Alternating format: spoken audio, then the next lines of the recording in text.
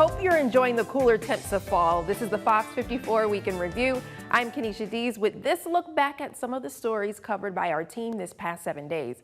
Coming up on this episode, drought conditions continue across North Alabama. We're looking at the impact this is having on area farms and their dry land. Did a computer judge a book by its cover? How an author's last name caused a kerfuffle at the local library. And a historical move, literally, this historic home moving from one part of our region to another. We'll examine why it's so important for local as well as civil rights history. But first, we do want to turn our attention to the war in Israel and the traumatic toll it's causing. You may not know the full story behind the conflict with Palestine and Hamas. So to give you as much information as possible, we turn to area historians with knowledge of the complicated history.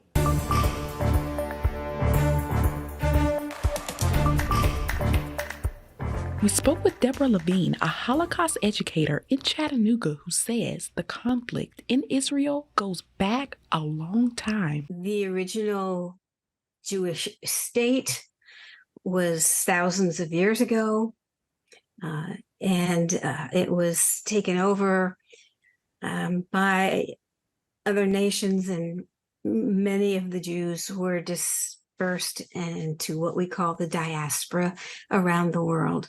And as time went on, they ended up in ghettos and attacked, and they were banned from the usual economic and social activities of where they lived.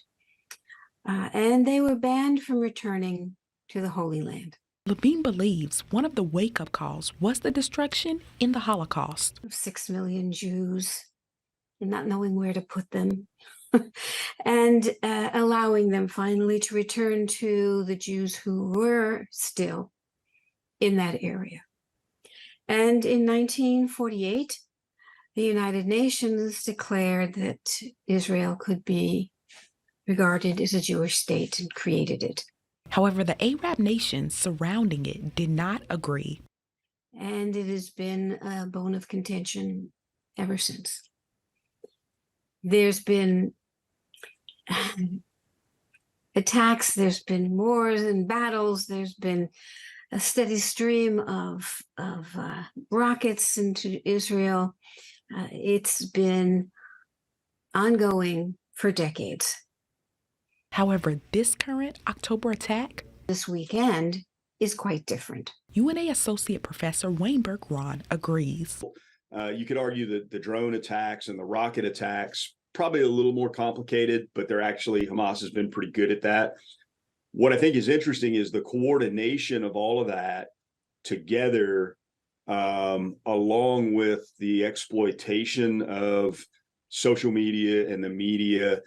That shows a level of sophistication that is beyond what Hamas has normally been able to do. And at this point, Israel has been at risk all this time and has tried to find ways to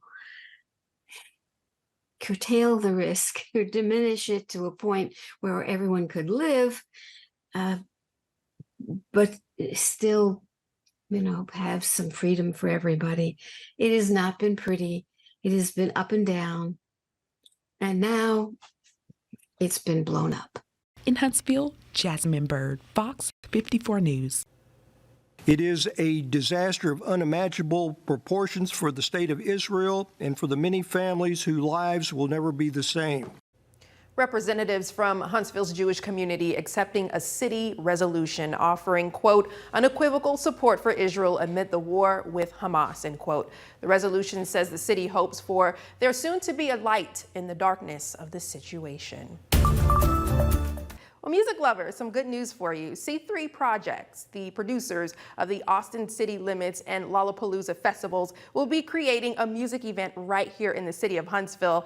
City leaders approved a deal with the promoters tonight that will bring a 2-day festival to John Hunt Park. The deal could begin in 2025, but the city is eager to have something in place by September of next year. We'll, of course, keep tabs on developments here on fox54.com.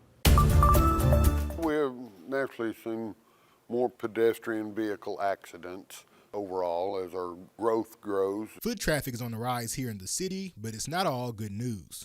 We went back and looked at some of the data for 2023, the higher percentage of the accidents, vehicles versus pedestrians, has been along the University corridor, especially between Parkway going west to Jordan Lane. Pedestrian safety has been an ongoing conversation as the city grows, and Don Webster of HIMSI shares that these accidents could be lowered if pedestrians use crosswalks.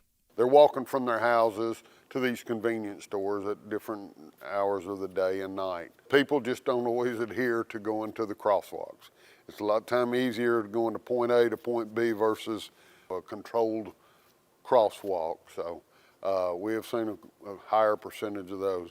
But that's not the only stretch of road seeing these accidents. If you go from Jordan Lane west to about Sparkman Drive, you see a fair amount of pedestrian versus vehicle accidents.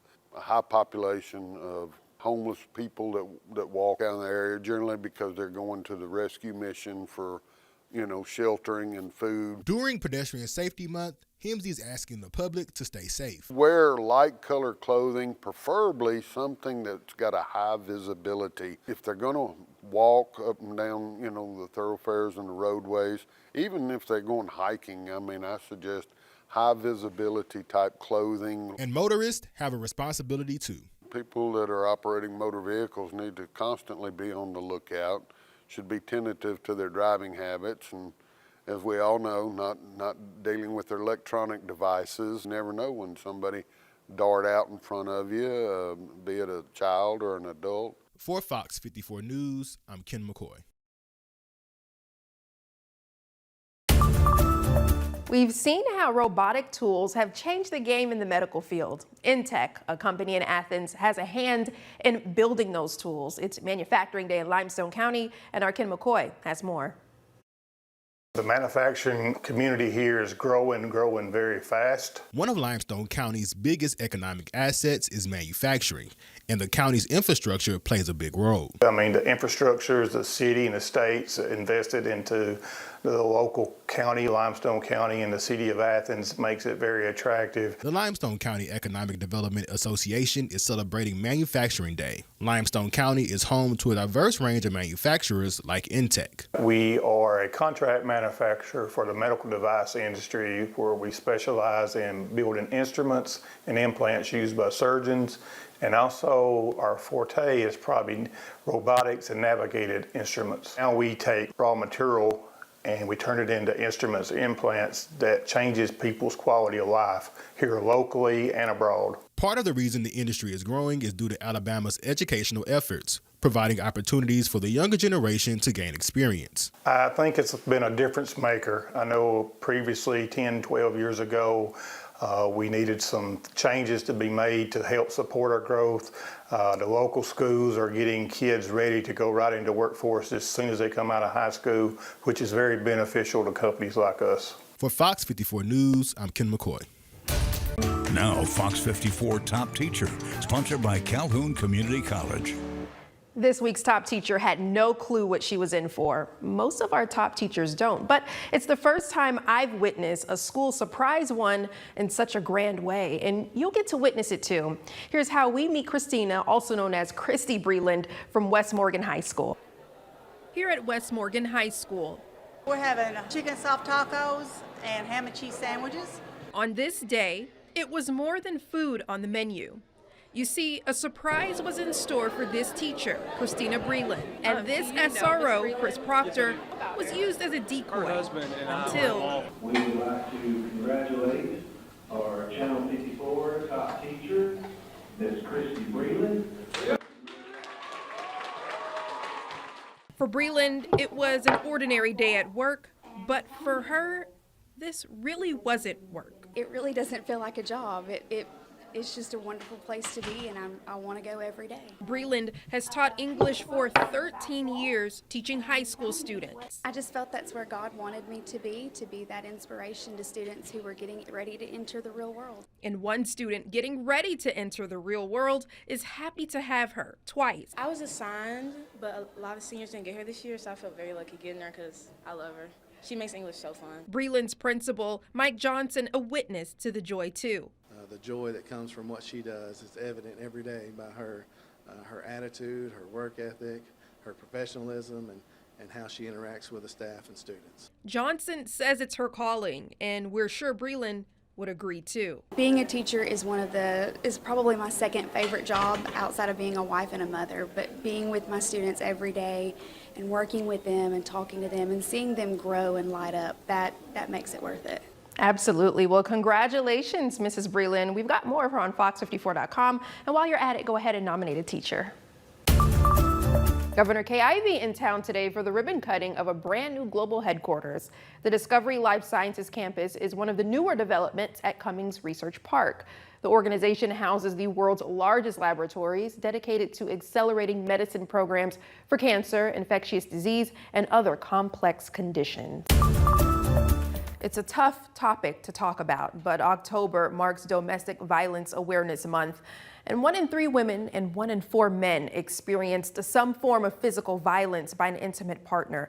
It's according to the National Coalition Against Domestic Violence. Our Sedona Meadows gives us a look at the nonprofit Asha Kiran, who provides crisis services to those surviving domestic violence.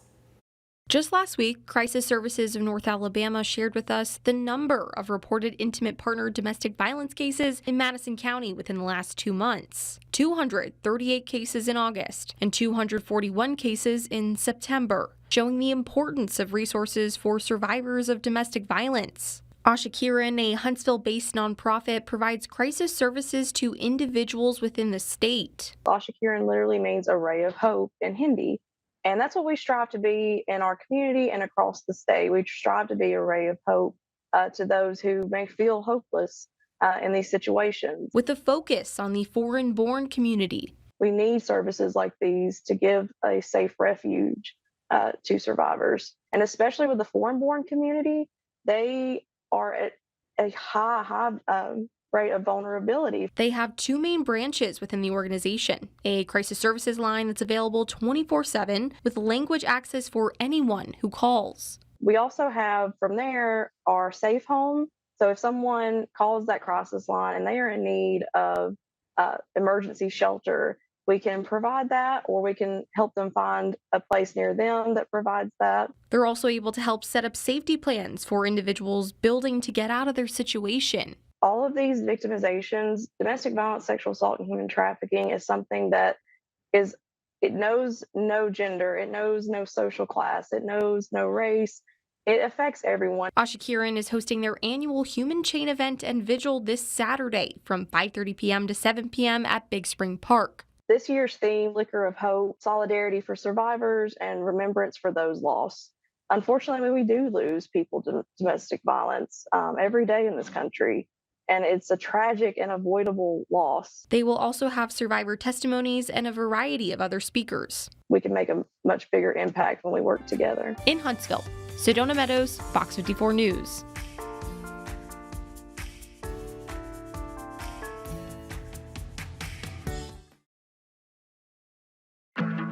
Get Fox 54 Plus for Roku and Fire TV. Watch local newscasts live or on your schedule. Plus local exclusives like Fox 54 Sports Extra. Fox 54 Plus. Live, local, and always on. It is showtime. Oh my God. Hang on tight. We have the biggest names in television, sports, and music. I know a recipe for a party when I hear one. All right, here we go.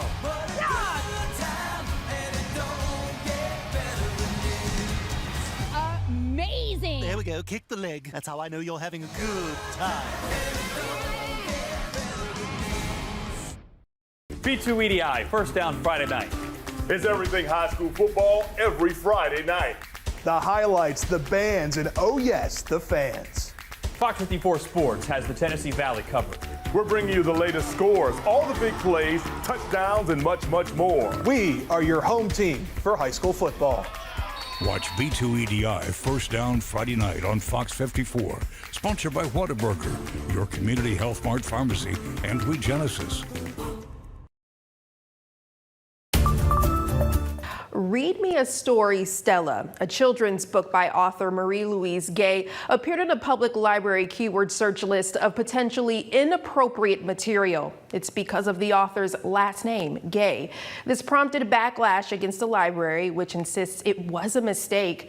In an exclusive, our Ken McCoy spoke with Executive Director Cindy Hewitt.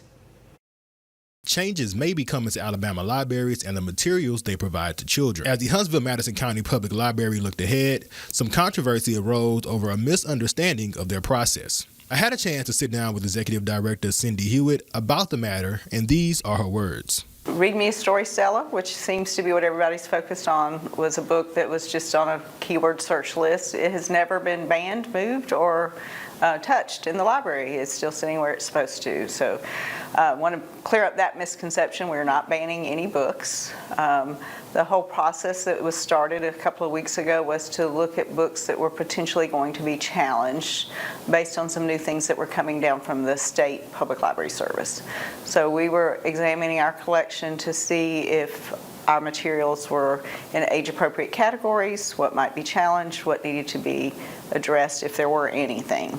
So it was a process of looking at the collection and using our library professionals to make any kinds of decisions instead of relying on an outside list or input. So we wanted to do our due diligence to do the right thing. We were in the middle of this process, looking process, and the communication was done at the managerial level, was passed down through staff, and in that conversation from managers to staff is where communication broke down.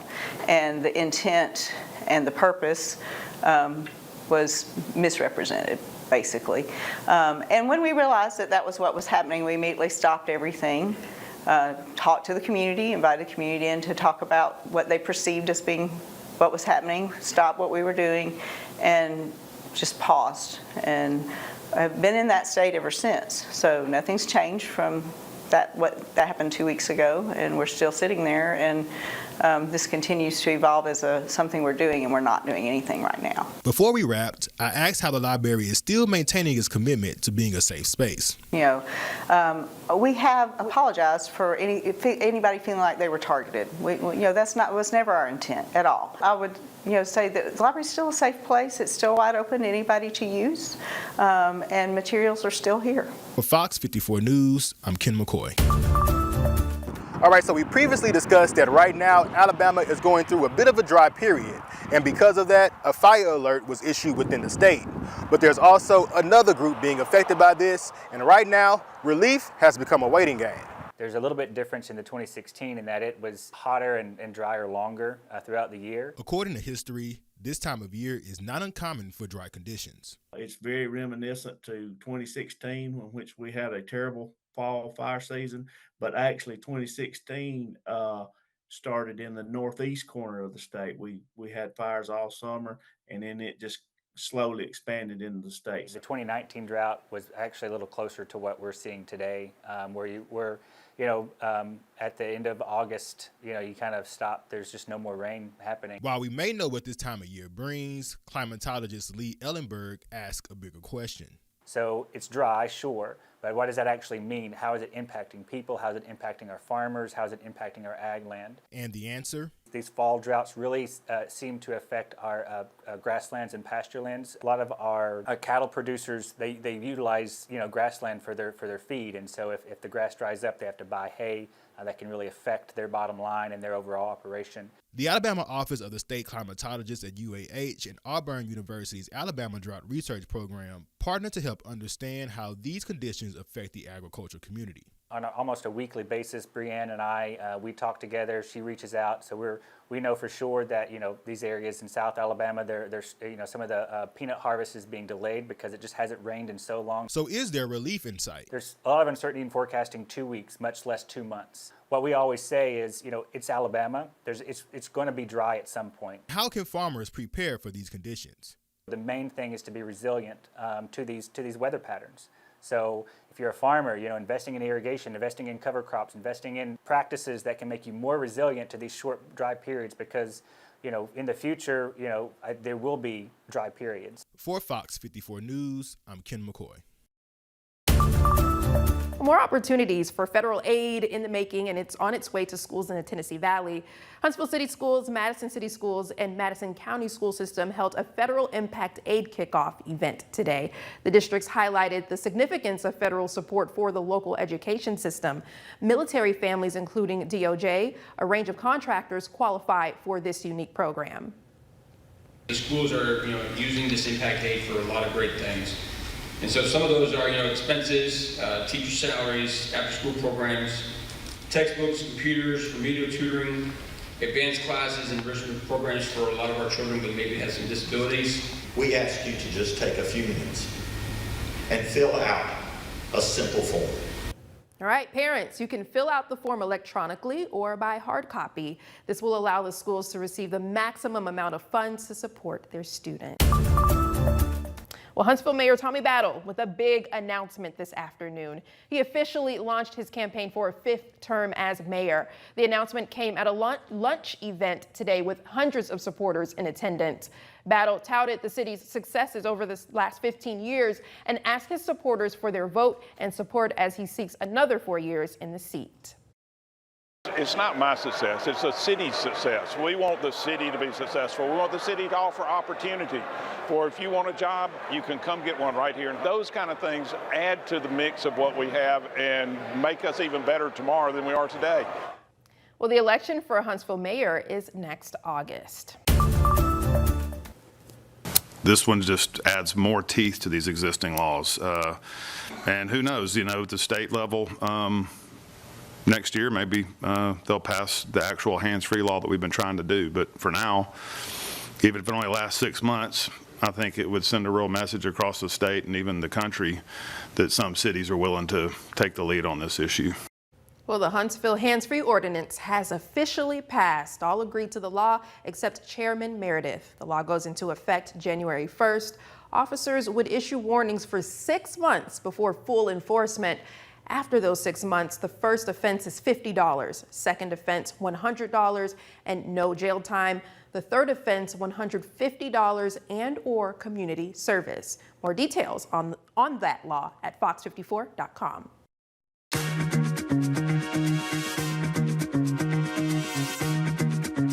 One way to have a successful financial future is getting started today, and having a plan makes it so much easier. October is Financial Planning Month, and Arkin McCoy has more in today's Money Matters.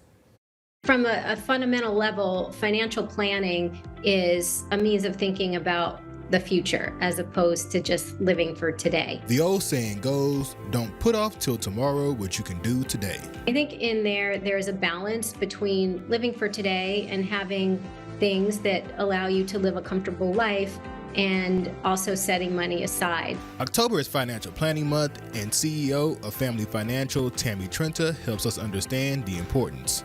We learn so much of our financial habits from our parents, and that could be good or bad. And getting started can be as simple as getting your first check. When we talk about the future, I use the term pay yourself, right? It's investing in yourself. 50% of it should go to meet your needs, 30% of it should meet your wants, and 20% of it should be investing in yourself for the long term. And it wouldn't be a Money Matters segment without talking about savings. Things always change, and so you need to be prepared for unexpected things to happen. And so from a fundamental level, you want to, we'll call it an emergency savings fund, but it's money that is liquid, that's available to you if you need it. Wealth is generational, and getting your kids to understand money early may help them as they progress on their financial journey. We're using Venmo, we're using cashless apps, we're using credit cards. And so it becomes harder to allow children to understand the value of money. But there are some psychological fundamental things that you can do when they're young. So if, let's say they get a set amount of money for allowance, they can spend it on a toy, or they could spend it on something more meaningful that they have to wait a little bit for. And just that concept of delayed versus immediate helps them to understand the concept of saving for retirement and making wise investment choices. For Fox 54 News, I'm Ken McCoy. A new location for the historic Horton House as the residence of the Scottsboro Boys judge made its way to a new spot in the Decatur area. You'll see as we talk with the woman responsible for the move. The house will serve as the new foundation for a bold venture in shaping the next generation of legal minds. Many of us are used to that scenic drive going into Decatur, but we might not know all of the history that's deeply rooted right here on the other side of the Tennessee River. People just do not realize what the history we have in this little 10 blocks.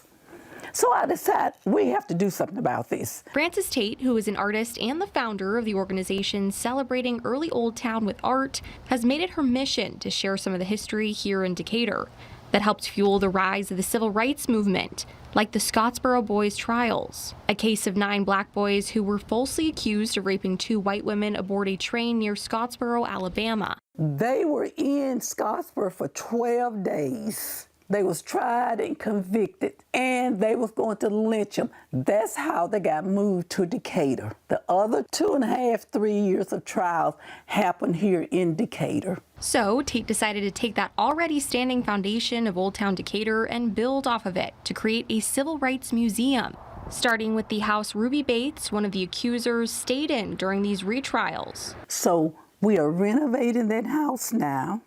And then we're going to build a multi-million-dollar museum adjacent to, we'll connect the two together. Then another historic home, originally located in Greenbrier, came into play, the home of Judge James Horton, who was the presiding judge on the Scottsboro Boys trials in Decatur, and overturned the verdict to execute them. Of course, his career was over because you got to think of the time in the 1930s. The conviction that he had to do the right thing. And he paid for it. But you know, his legacy will live on because he did the right thing. So it only made sense to move that legacy to the historic district. Everything starts with an idea. The idea grew, and with the help of many people and $1.2 million, the house came to rest at its new location this morning. Judge Horton's house is going to become a legal learning center. And we do mock trials, discuss legal ethics, law history. Tate's hope is that once the complex is complete, people will learn from history. I want them, the kids, the adults, to be so impressed and so motivated that they'll want to go out into this world and make a change. We've got more information about this project and the great impact the Scottsboro Boys trials had on the justice system at fox54.com.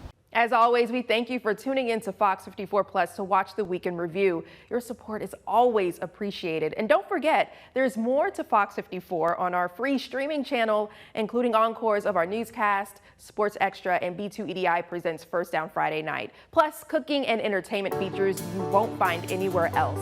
Get Fox 54 Plus on Roku, Fire TV, and Apple TV. For now, I'm Kenesha Dees, and for everyone at Fox 54, have a great weekend. We'll see you next time.